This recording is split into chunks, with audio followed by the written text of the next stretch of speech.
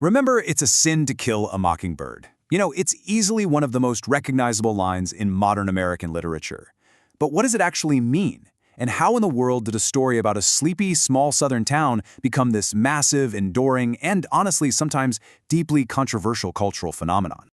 Hey everyone, welcome to this explainer. I am so thrilled you're here with us. Today we are breaking down the anatomy of a true literary giant, Harper Lee's masterwork, To Kill a Mockingbird. We're going to explore its fascinating creation, unpack some of its really heavy-hitting themes, and impartially examine the complicated, highly debated legacy it leaves in our classrooms today.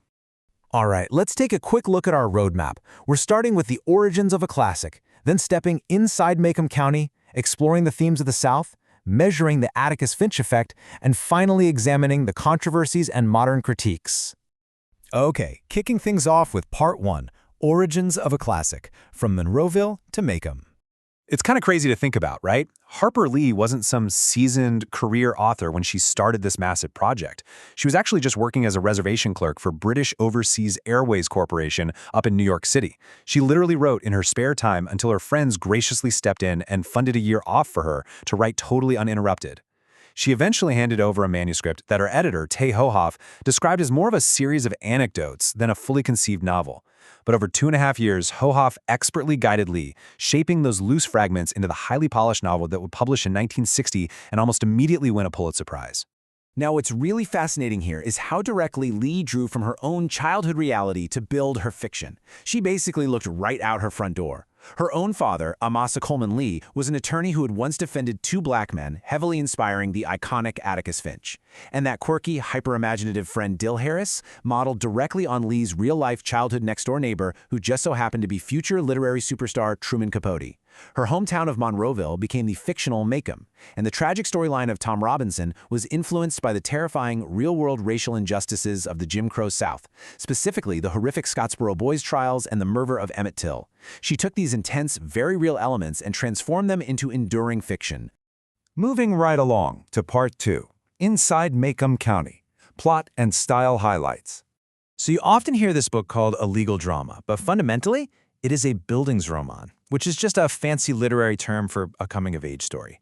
Alongside elements of the Southern Gothic, the spooky houses and deep, dark societal secrets, it is really a story of a young girl, Scout, and her brother Jem facing incredibly hard realities that force their psychological and moral growth. The real genius here is how Lee deliberately splits the narrative right down the middle and juxtaposes these two halves.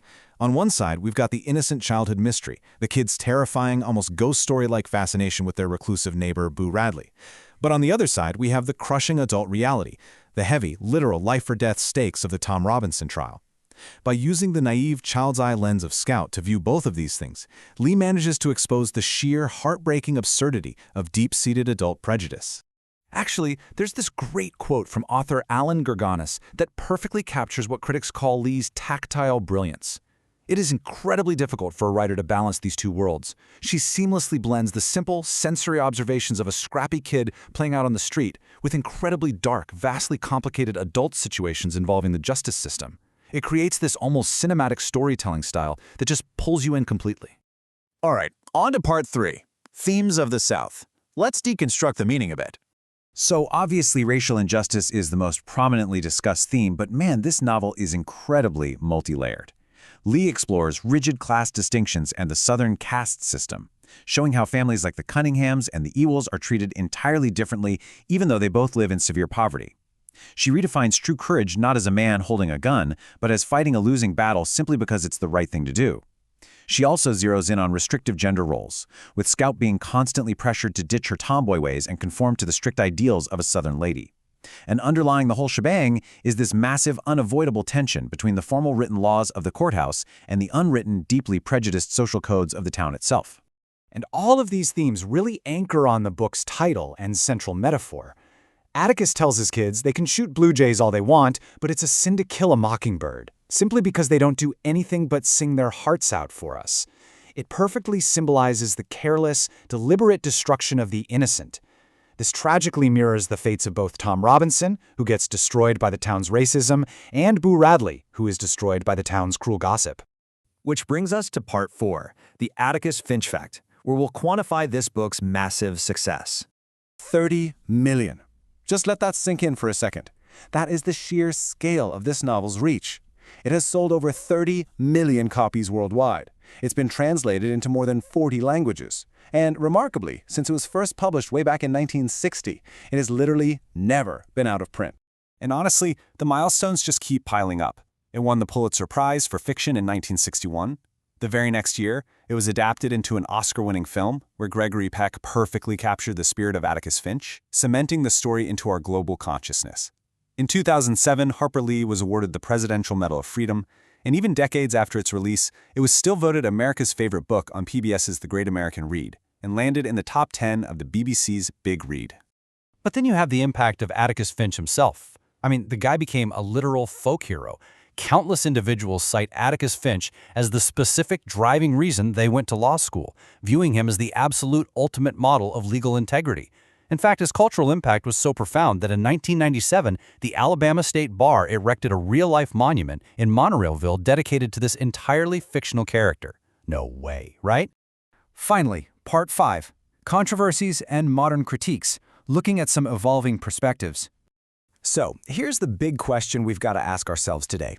Is To Kill a Mockingbird a timeless classic that universally teaches human dignity? Or is it a dated savior narrative that honestly no longer serves modern education? There are some incredibly valid, totally opposing viewpoints on this.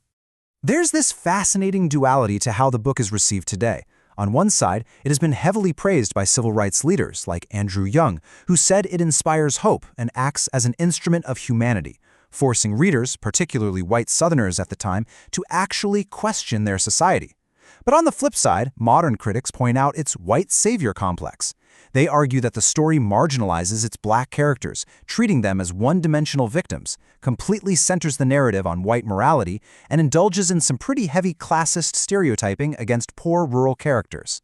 Because of this duality, it's actually one of the most frequently challenged books in the United States. You'll see frequent campaigns trying to ban it from classrooms entirely, citing the heavy use of racial epithets, profanity, and parental discomfort over the trial's incredibly dark subject matter. Conversely, organizations like the ACLU fiercely defend keeping it in schools, arguing that it forces a really vital engagement with persistent racial injustice.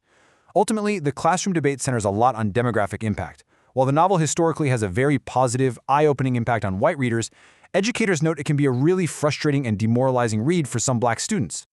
And just to complicate this legacy even further, we have this totally bizarre publication timeline. In 2015, a book called Go Set a Watchman was controversially released. It was actually drafted way back in 1957, meaning it was an early, rejected first draft of Mockingbird, set 20 years later. It completely shocked the world because it confronted modern readers with a much different, highly intolerant, segregationist version of the beloved Atticus Finch, forcing everyone to totally reevaluate the character they thought they knew. Well, that brings us to the end, and perhaps the ultimate takeaway from Harper Lee's complex masterpiece. You never really understand a person until you consider things from his point of view, until you climb around in his skin and walk around in it. Regardless of where you stand on the book's complicated, highly debated legacy, we have to ask ourselves, in our super polarized modern world, are we still willing to do the hard work of radical empathy? Thank you so much for joining me on this explainer, and keep questioning what you read.